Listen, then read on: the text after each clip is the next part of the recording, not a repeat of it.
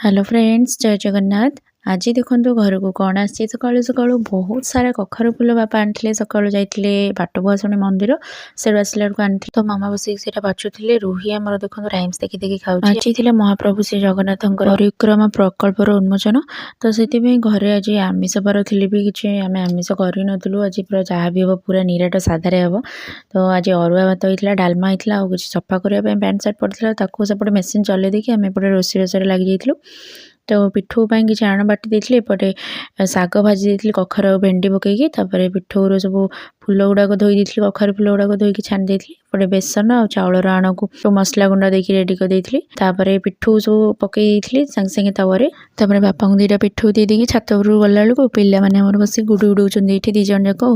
किंतु बिल्कुल भी उड़े पार नथिले जेते चेष्टा कले भी गुडी गुड़ाक तळु पळेई आसथिला। तो आज वीडियो भल लगी निहाती जणाइबे। जय जगन्नाथ। भल थांते समस्ते।